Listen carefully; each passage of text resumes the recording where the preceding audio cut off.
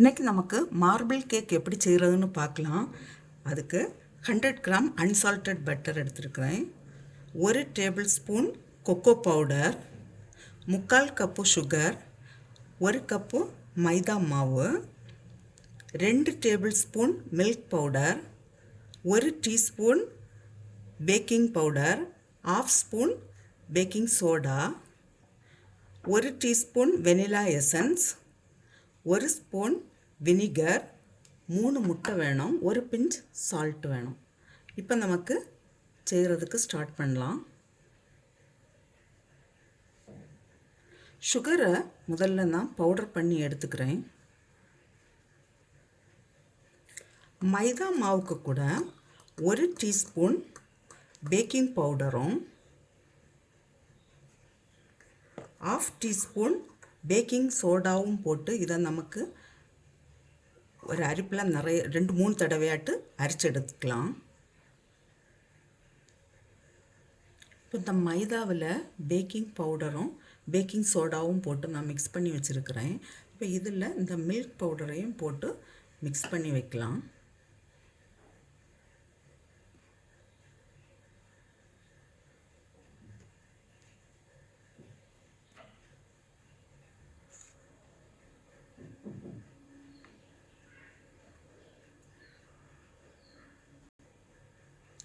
கொக்கோ பவுடரில் கொஞ்சமாக பால் விட்டு இதையும் மிக்ஸ் பண்ணி வைக்கலாம்.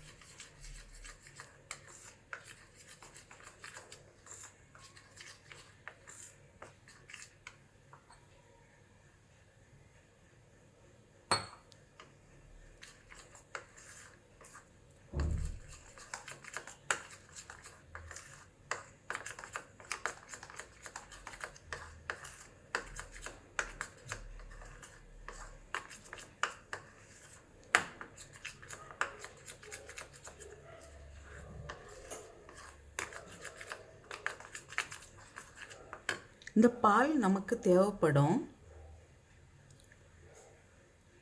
கேக்கு மிக்ஸ் பண்ணுறதுக்கு. இப்போ நமக்கு இந்த பட்டரை பீட் பண்ணி எடுக்கலாம். பட்டருக்கு கூட சுகர் போட்டு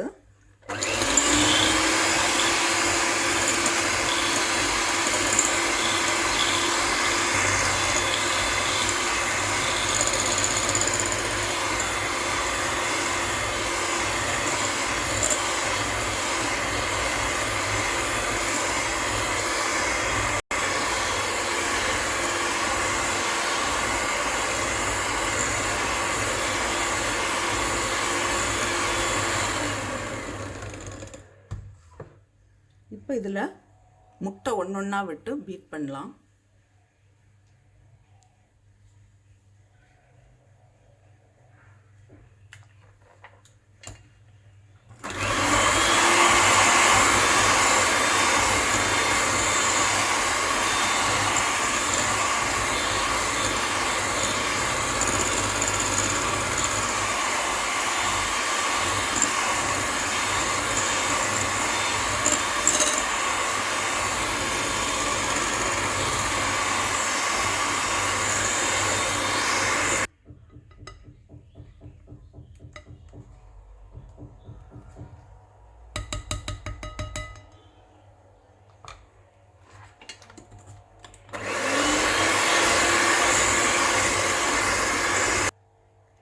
வெனிலா எசன்ஸ் 1 டீஸ்பூன் விடலாம்.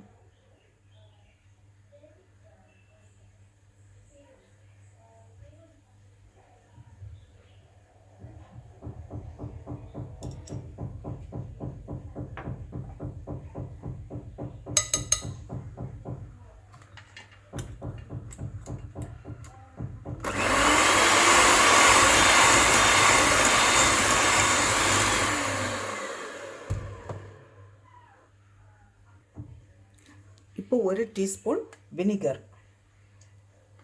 இந்த வினிகர் நாம் எதுக்கு விடுறோன்னா கேக் வந்து நல்லா சாஃப்டாக வரும், அதுக்காக தான்.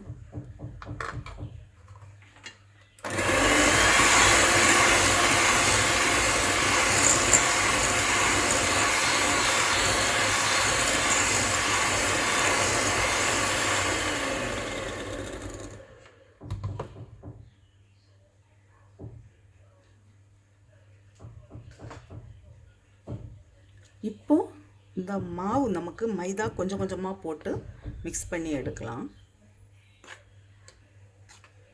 இது மைதாவும் milk powder, baking soda, baking powder சேர்த்து வச்சுருக்கேன்.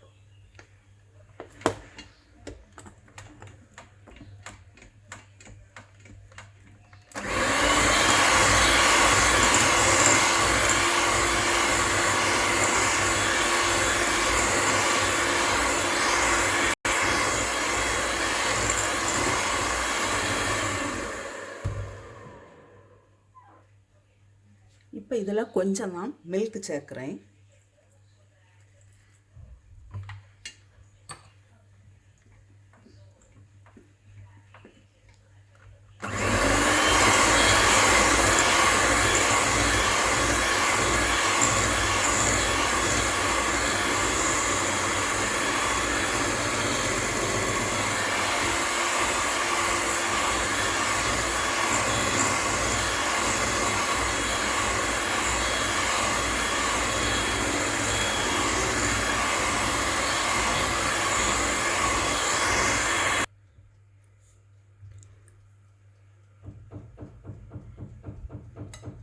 இப்போ நான் இந்த மாவுலேருந்து கொஞ்சம் எடுத்து இந்த கொக்கோ பவுடர் மிக்ஸில் கொஞ்சம் வைக்கிறேன்.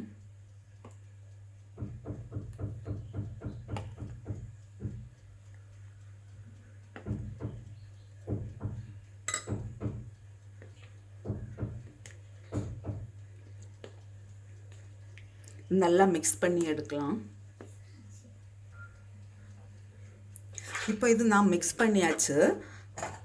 இப்போ ஒரு பேக்கிங் டின் எடுத்து இதில் நான் கொஞ்சம் பட்டர் தடவி ஒரு பட்டர் பேப்பரும் போட்டிருக்கிறேன். இப்போ இதை எப்படி பண்ணுறேன்னு பார்ப்போம்.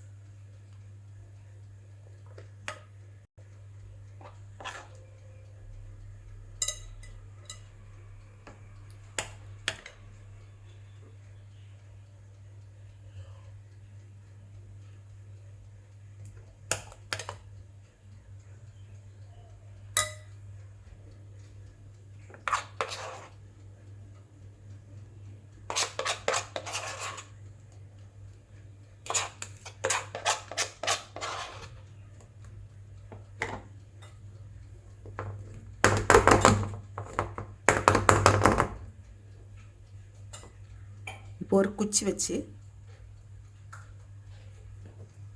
சும்மா இப்படி மிக்ஸ் பண்ணி விடலாம்.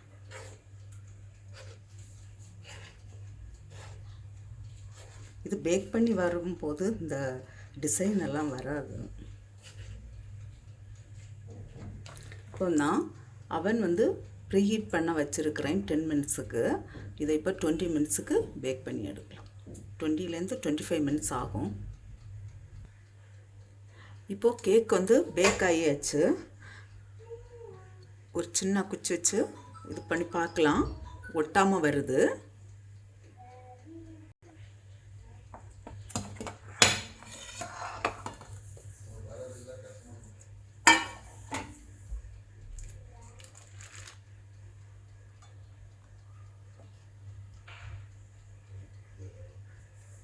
இதை இப்போ கட் பண்ணலாம்.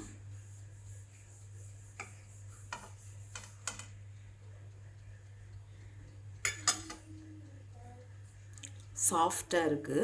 இதே போல் நீங்களும் செய்து பாருங்கள். இதே அளவுகளோடு செய்யுங்க.